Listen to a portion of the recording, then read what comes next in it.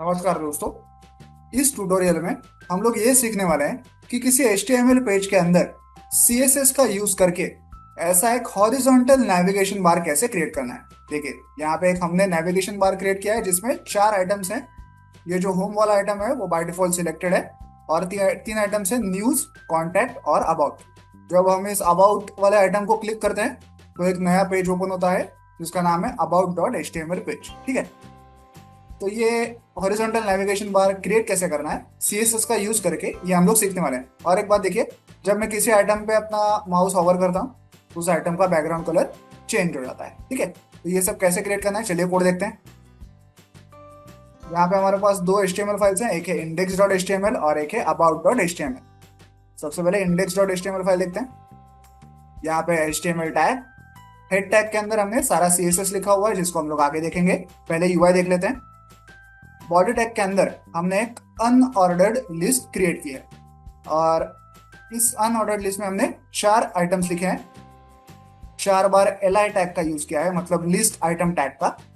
हर एक li tag के अंदर हमने एक हाइपर लिंक को क्रिएट किया हुआ है। ओके, ए टैग का यूज किया है, हाइपर लिंक को क्रिएट किया हुआ है और सबको कुछ नाम दिया है। देखिए, होम, न्यूज, कॉन्ट्रैक्ट, अबाउट। ये जो होम वाला आइटम है इसे हमने एक क्लास नेम में दिया है, इसका नाम है एक्टिव। ओके, इस एक्टिव क्लास नेम को यूज करके हम लोग कुछ CSS लिखेंगे जिससे कि ये होम वाला आइटम जो है एक्टिव दिखेगा और इसका कलर ऐसे ग्रीन दिखेगा।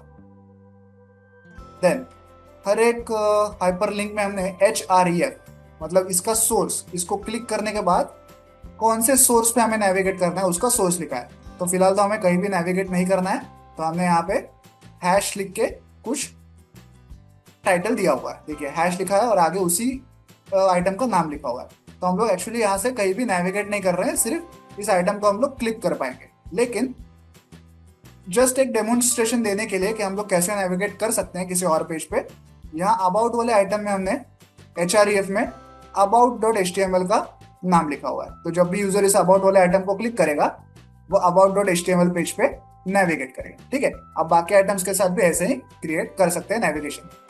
ठीक है, तो यहाँ पे हमने एक अनऑर्डर्ड लिस्ट तो क्रिएट कर दी। अब इसका CSS देखते हैं। देखिए, हेड टैग के अंदर हमने एक स्टाइल टैग क्रिएट किया है और उसके अंदर सारा CSS है। सबसे पहले ये जो हमारा UL टैग है, अनऑर्डर्ड लिस्ट वाला टैग, इसका CSS इंप्लीमेंट करते हैं जो कि सारे आइटम्स पे लागू हो जाएगा। देखिए क्या क्या है यहाँ पे, लिस्ट स्टाइल टाइप, इस प्रॉपर्टी को हमने नन रखा हुआ है।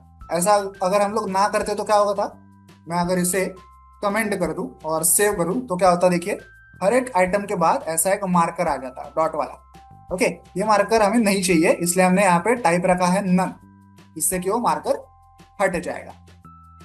देखिए ऐसे। ठीक है, देन थोड़ी सी मार्जिंग और पैडिंग हमने यूज किया है। ओवरफ्लो को हमने हिडन रखा है, इससे क्या होगा आगे देखेंगे। इस पूरे अनऑर्डर्ड लिस्ट के अराउंड हमने एक बॉर्डर क्रिएट की है जिसकी विड्थ है 1%, उसकी स्टाइल है सॉलिड और उसको थोड़ा ऐसा ऑफ वाइट कलर दिया है हमने। बैकग्राउंड कलर भी ऑफ वाइट रखा हुआ है। ओके, अब अगर ये ओवरफ्लो हिडन हम लोग ना रखते तो क्या होता, पहले देखिए कलर कैसे दिख रहा है। देखिए थोड़ा सा ऑफ वाइट ग्रेश कलर दिख रहा है और वैसे ही कलर की यहाँ पे बॉर्डर भी है चारों तरफ। ठीक है, अगर वो ओवरफ्लो हिडन में ना लिखता, उसको मैं अगर कमेंट करूँ तो देखिए कैसे होगा।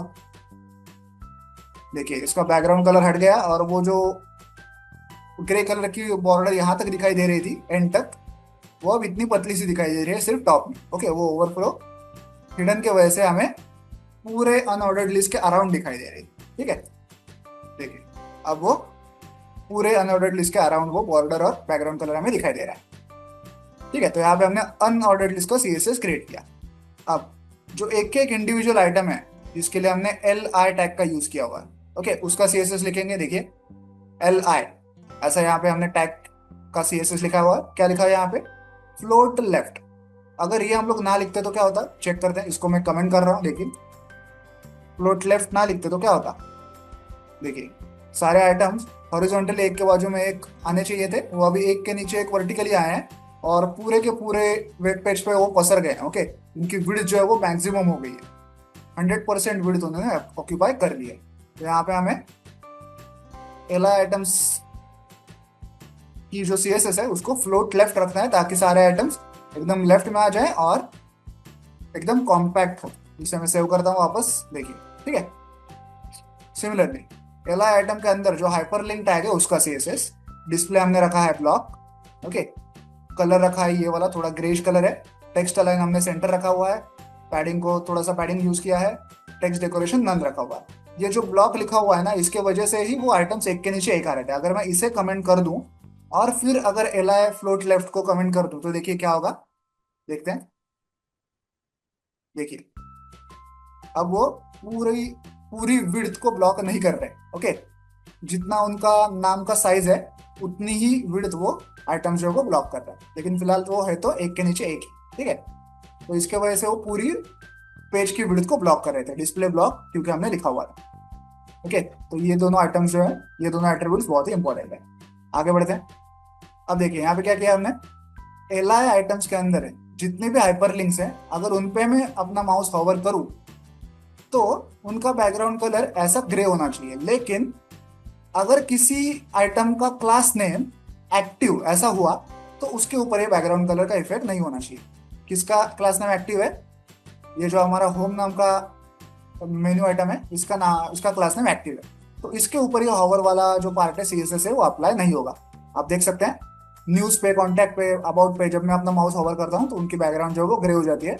होम पे उसका कोई भी असर नहीं होता, क्योंकि हमने यहाँ पे उसको नॉट डॉट एक्टिव ऐसे किया हुआ है। जिस भी आइटम का क्लास नेम एक्टिव है उसके ऊपर ये अप्लाई नहीं होगा, ओके। आगे बढ़ते हैं। लिस्ट के अंदर जितने भी हाइपरलिंक्स है उसमें से अगर किसी का क्लास नेम एक्टिव होगा तो उसका कलर व्हाइट कर दो, टेक्स्ट कलर व्हाइट कर दो, और उसका बैकग्राउंड कलर ग्रीन कर दो, ऐसा हमने सीएसएस किया हुआ है। तो इसका क्योंकि क्लास नेम एक्टिव है, इसका टेक्स्ट कलर व्हाइट है, बाकी सबका ब्लैक है। देखिए टेक्स्ट कलर ब्लैक है, इसी का टेक्स्ट कलर व्हाइट है और इसकी बैकग्राउंड कलर ग्रीन है, ठीक है। तो आई होप आप ये पूरा ट्यूटोरियल समझ गए होंगे जिसमें हमने हॉरिजॉन्टल नेविगेशन बार को क्रिएट किया हुआ है, ओके। अबाउट लिंक को क्लिक करते ही हम लोग नए पेज पे नेविगेट करते हैं। हाँ, इसका अबाउट पेज का भी मैं आपको सीएसएस दिखा देता हूँ, एचटीएमएल और सीएसएस। देखिए ये है अबाउट पेज, यहाँ पे एचटीएमएल टैग है, यहाँ पे हेड टैग है। बॉडी टैग के अंदर हमने सिंपली एक हेडिंग टैग का यूज किया है, H1 टैग का, और उसमें अबाउट पेज ऐसा लिखा हुआ है, इसमें कुछ भी स्पेशल नहीं है, ओके। तो आई होप आप ये पूरा ट्यूटोरियल समझ गए होंगे। वीडियो में दिखाया गया इस कोड को डाउनलोड करने की लिंक मैंने वीडियो के नीचे डिस्क्रिप्शन बॉक्स में दे दी है, आप चाहें तो वहां से कोड डाउनलोड कर सकते हैं। वीडियो को एंड तक देखने के लिए धन्यवाद, थैंक यू।